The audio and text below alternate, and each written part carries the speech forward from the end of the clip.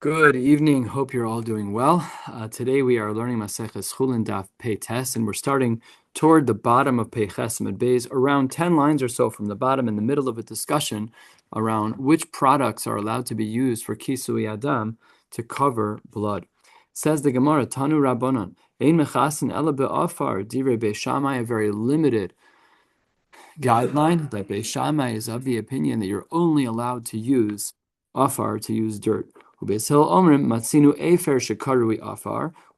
see that sometimes ash can be considered dust. So here we see that something is burnt and called afar, and therefore we see that afer and afar are the same. Beis Shammai, afar sreifa ikri, afar stama lo ikri. Afar sreifa is different than afar. Afar sreifa, he agrees, is called afer. No, that's no problem. But when we talk about afar stam, that is not the same.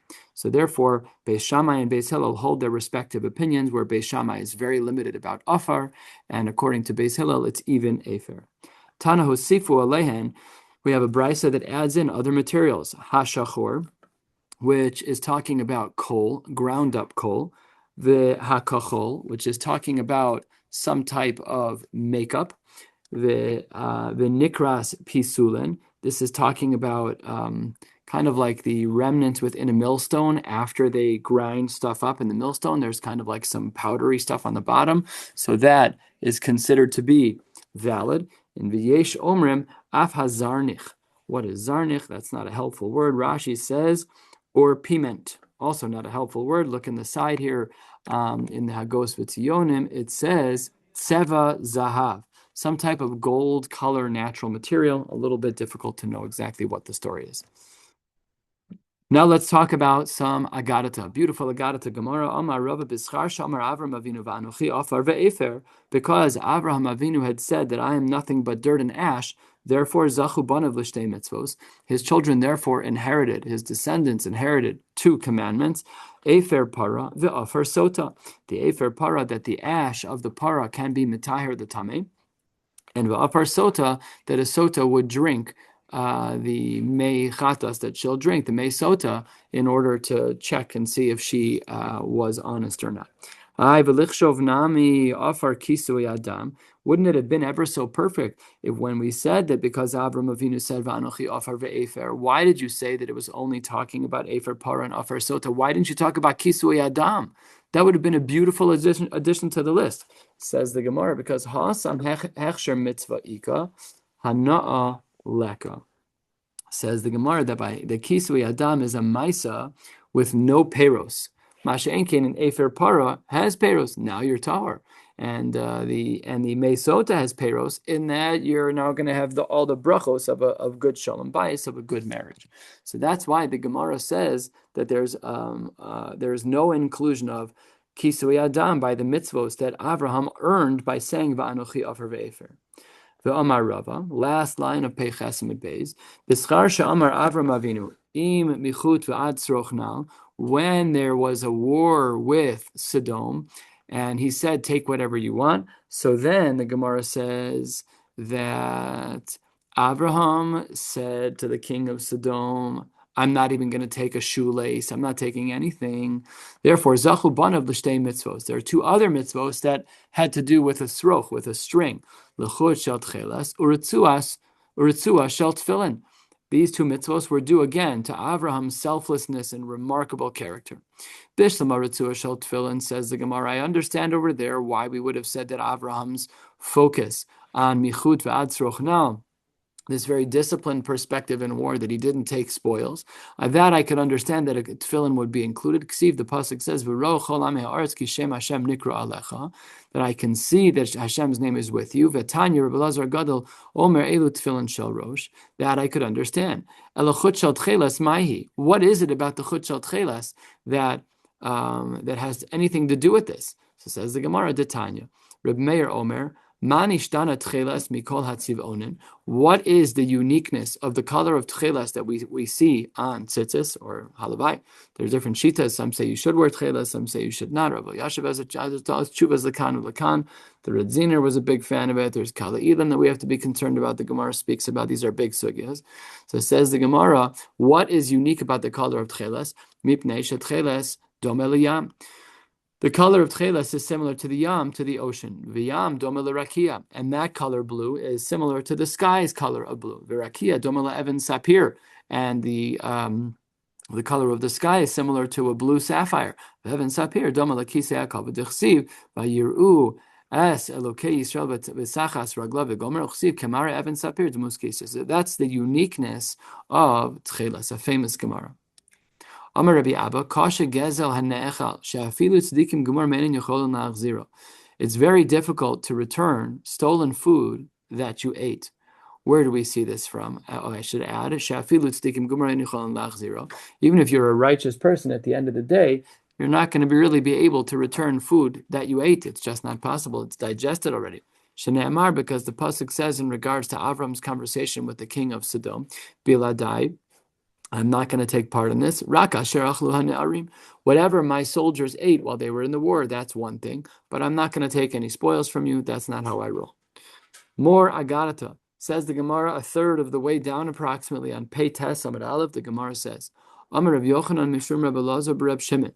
Kol makom she'ata motze dvarav shel Rabbi Lazar, Rabbi Eliezer ben Osher, Rabbi Yossi Aglili behagada. Whenever you see Rabbi Eliezer open up his mouth and start talking in divrei agarata, asay oznecha ke'afar cheses. Make your ear like a funnel. What does that mean? Lock in. There's going to be good Torah here, and everyone should pay attention. So says the Gemara, what Agarata the Rabbi Lazar ben Osher Rabbi Yossi Aglili teach, he quotes the pasuk from Dvarim Perek Zayin, Lo merubchem mikol ha'amim chashak Hashem b'chem. It wasn't because of how great you were in volume from the other nations that Hashem desired you. So let's translate this. Amar lehem HaKadosh Baruch Hu Yisrael. Hashem says to the Jewish people, Choshkani b'chem. I'm interested in you. I desire you. She'afilu b'sha'ah sha'ani mashbi'a lachem gedula. The reason that I desire you is because when I give you greatness, you minimize yourselves. Nasati gdula le'Avraham. I gave greatness to Avraham. What does the pasuk say? Amar lefanai, Avraham said in front of HaKadosh Baruch Hu, ve'anochi afar va'efer. I am but dirt and ash. It's so hard to understand the abject humility of people in power. It's not how our generation works, unfortunately. We do have some yechidim, but in general, when people are in positions of tremendous power, some people do have it, but it's just hard. It's a big temptation. Avraham, of course, was the master. L'Moshe ve'Aaron. What do we have over here? So Amru, they would say, v'nachnu ma. What even are we? We're not worthy of this at all. LeDavid, when Kodesh Baruch Hu gave power to David, he gave the reins, the malchus to David. Omar ve'anochi tolas v'lo ish. I am not even a person, I am a worm. Aval ovdei kochavim einan kain. This wasn't true by the goyim. When Kodesh Baruch Hu gave power to the goyim, when he gave them powerful roles, they did not react the same.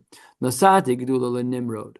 I gave power to Nimrod. How did he react? Hava nivne lanu ir.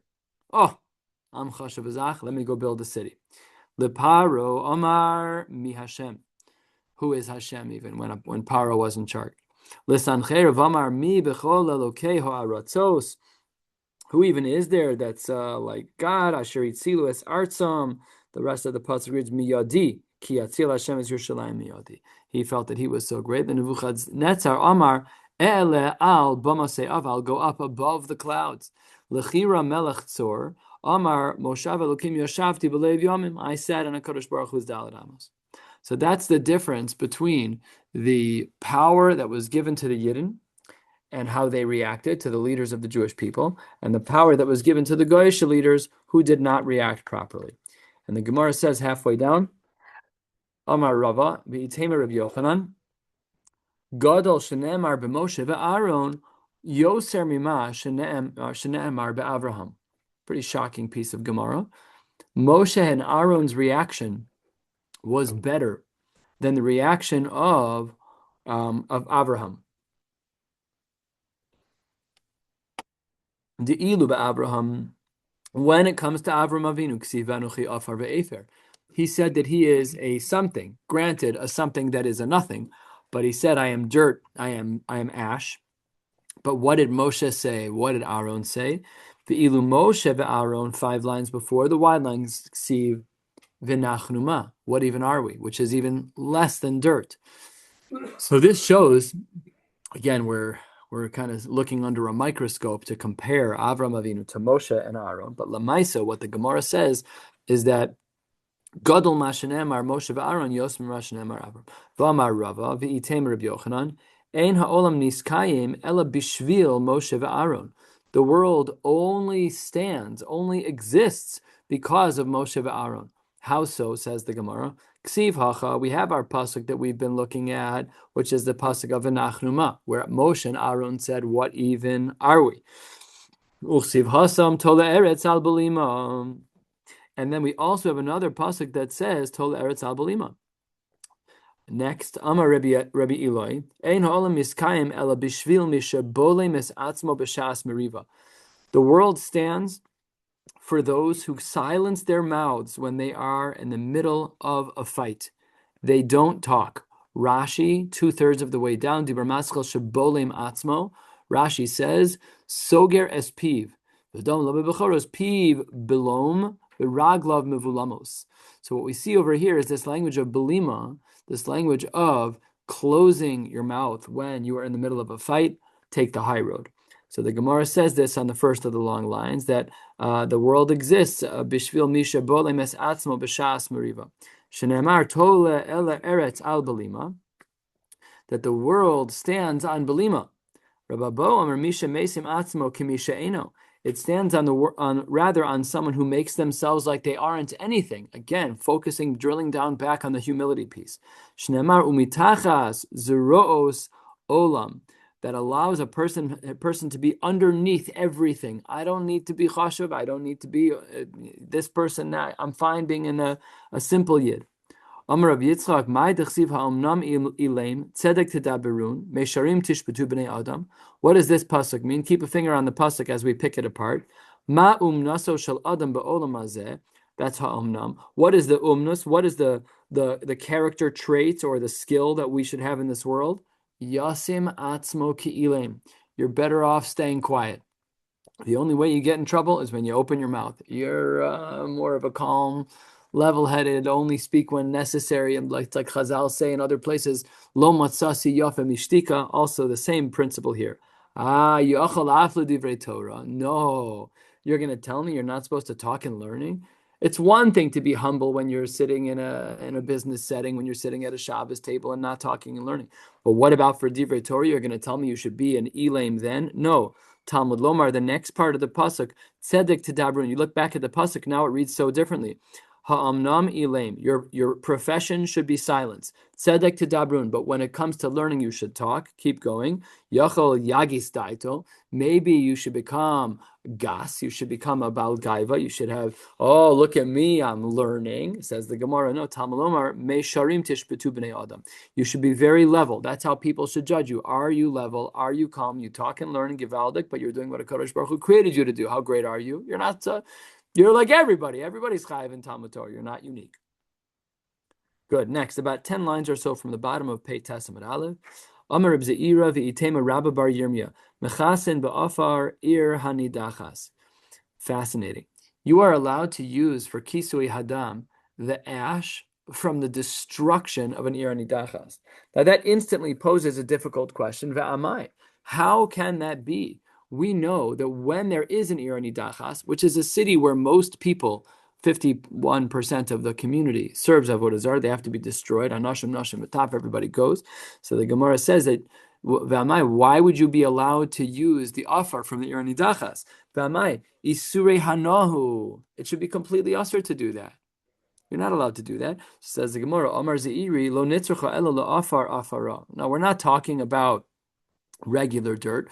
regular ash, where like things burn and then you take the ash and use it for kisui. No, we're just talking about the dirt in the ground, afar afara, the actual dirt of the ground. That's not considered to be part of the city of an Ir Nidachas as it relates to the Isser Hana. Dechsiv, v'eskol shlala tikbots el toch rechova v'sarafta, mi she'enu mechusar el kvitza v'sreifa. The only thing that is going to be Asr Hana is that which lacks gathering and that which lacks burning.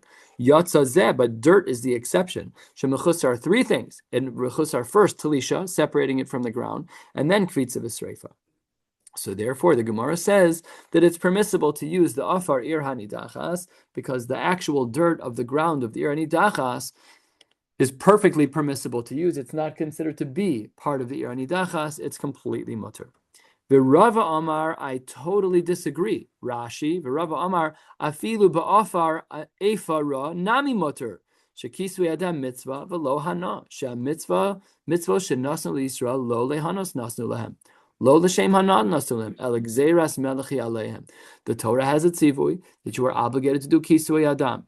You want to do kisui adam with the ashes from the city that burn, not the dirt in the ground, the ashes from the burnt buildings in the Ir Nidachas. Rava says they're absolutely mutter because mitzvah lav lehanus nidu. Yes, you're right. There's an Isser Hana on that. You're right. But this isn't called Hana because mitzvos are lav lehanus nidu. It's not considered Hana for the Kisui Adam to use the ash from the Kisui Adam, the ash from an Ir Nidachas for Kisui Adam. That's mutter b'mutter. No problem at all. Yosef Ravina v'ka'amar la lahashmai. So Ravina was talking in this sugya of Rava. Eisvei Rav Rechumi le Ravina. Rav Rechumi asks a question to Ravina. Shofar shel avodas kochavim lo yiskabo.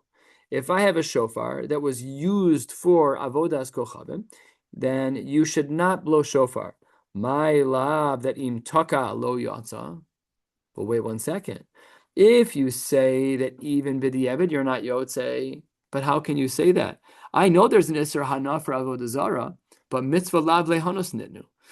So if the Brisa says shofar shel avodas kochavim lo yiskabo, and the inference of that is that if it was taka, you're not yotze. Well, that breaks Rava's rule. Because Rava wanted to say you can use that which is Asr Behana, in his case, Ir Nidachas ashes, for the sake of Kisui Adam, because using that for Kisui Adam is Mitzvos Lav Lehanos Ninu. That's not called Hana. But then if that's true, asks Rav Rechumi to Ravina, then we should say the same thing over here. We should have said that Im Taka Yata. Why? Because even though it's true that a shofar that's used for Avodah Zarah is Asr Behana, but the mitzvah of shofar is Mitzvah Lav Lehanos Ninu should have been mutter. So therefore, kasha on Rava, says the Gemara, lo. That's not the correct inference. Really, im takayata. It's just that lechatchila you should not do it. B'di'evid you're yotze. Why b'di'evid are you yotze? Rava would tell you mitzvos lav lehanos nitnu. Says the Gemara. Wait 1 second. 2 lines from the bottom on Peites Amud Aleph. Lulav shel avodas kochavim lo yito. If you have a lulav that was used for avodas kochavim, the halacha is that lo yito, that you should not use it for performing your mitzvah of the arba minim. You should not be doing that. Sorry, I lost my spot. Oh, my love that im nata lo yatsa. Here too, we have a similar inference that perhaps we should say that since doing avodah zara, whatever was used is aser behana, maybe we should say that b'di'evid that im nata lo yatsa. In which case, again, we have a kasha on Rava because I'll say it again. Rava said that there is mitzvos are lav lehanos nitnu. Therefore, you can do Kisui Adam with the ashes from burnt buildings in an Ir Nidachas, because mitzvot salav lehanostinu. If that's true, says the Gemara, the same thing should be true by a lulav shel avodas kochavim. But the inference from the Brisa, 2 lines from the bottom, is that im nata lo yatsa. How can you say that? If you say that, then Rava has to be wrong. Says the Gemara, lo im natal yatsa. The Brisa actually is not correct. Really, we should say that if you did, you are still yote. It's just not lechatchila.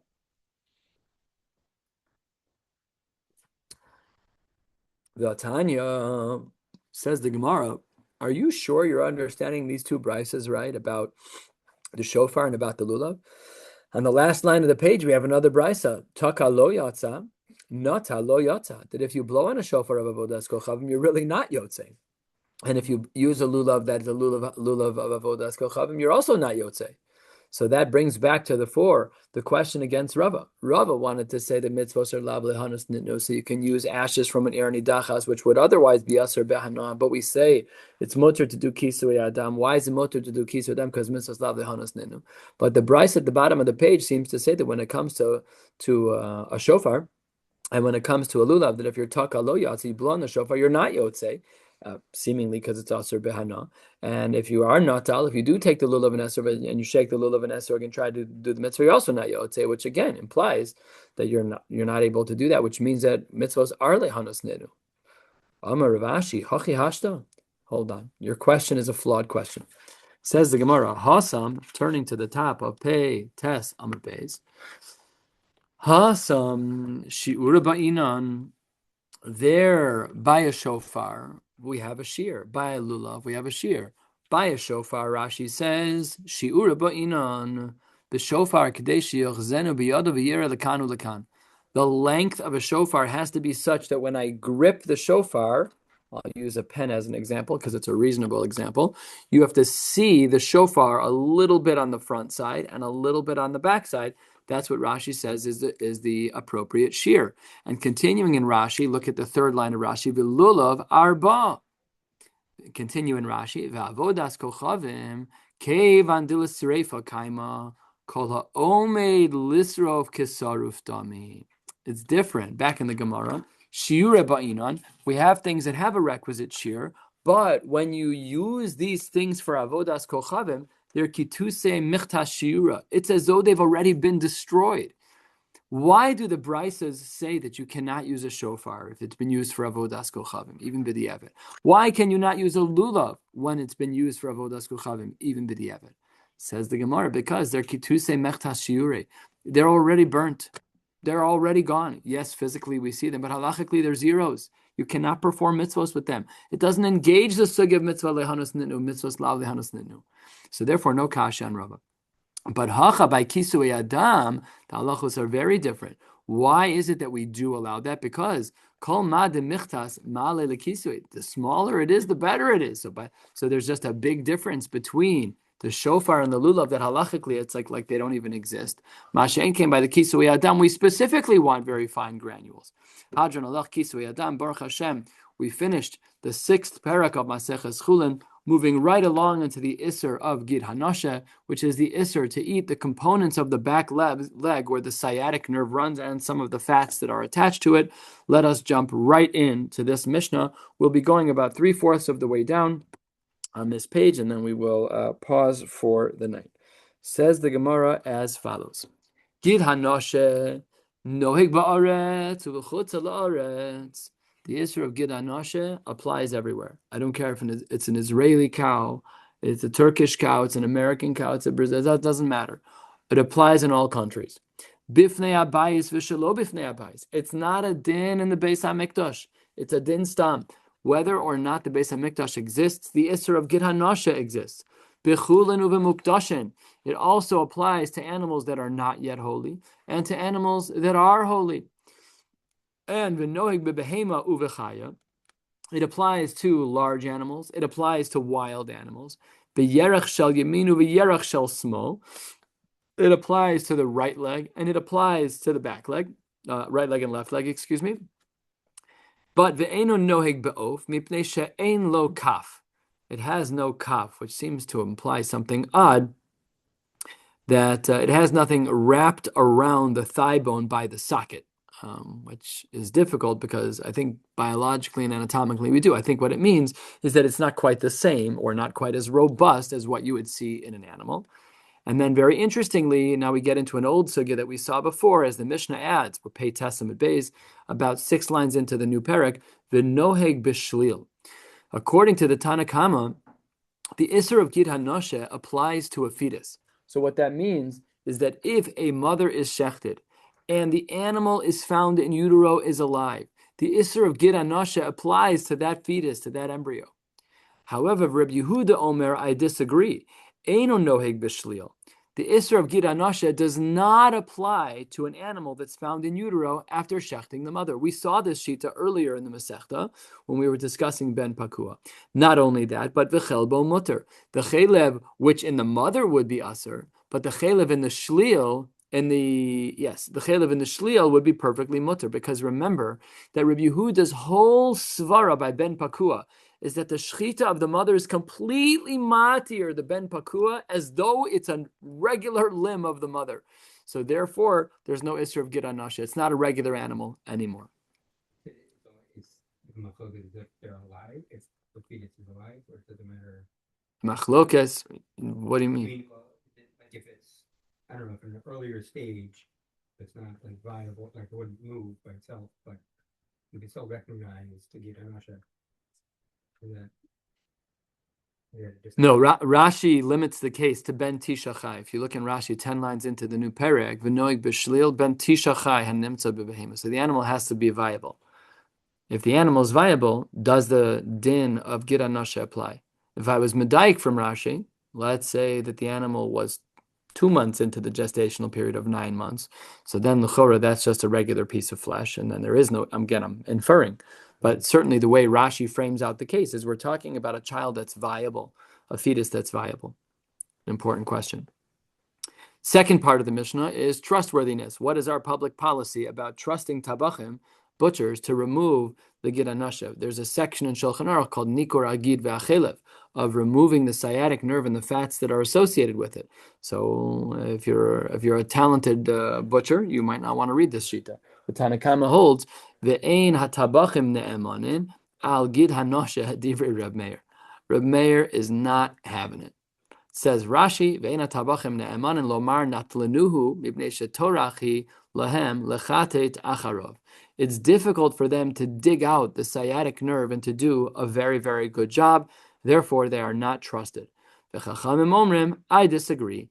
They say, Ne'emanin alav ve'al hachelev. We agree that for them to remove the sciatic nerve and to remove the chelev. So says our Mishnah. Asks the Gemara an obvious question. There are a host of them, but the Gemara says, Mukdashin, why did you teach me that the Isser of Gid Anashe applies to Mukdashin? Pshita. Mishum de Akdashe, just because something is sanctified, Pakale Isser Gid Anashe? Pakale Isser Gid Mine? I don't understand. I had a Chullin animal. The Chullin animal was regular, and I'm makdish it to the Beis HaMikdash. All of a sudden, the Isser de Orais of Gid Anashe just disappears? That makes no sense. V'chi tema, and we should add in the words kasavar tanadidan, that the author of our Mishnah holds yesh begidin benosein tam, that really there's a double isser going on here. The first isser is you're getting hana from mukdashin. The gid anasha is aser, and you're getting hana from hektish. The asi isser mukdash v'chayal isser gid. You're getting an isser of hana from hektish and the isser of gid anasha. So says the Gemara, if that's true, then the syntax is wrong in our Mishnah. It shouldn't have said, Gid Hanasha is noeg b'mukdashin. Hi, mukdashin noeg begid mi boile. It should have been flipped around, but it wasn't.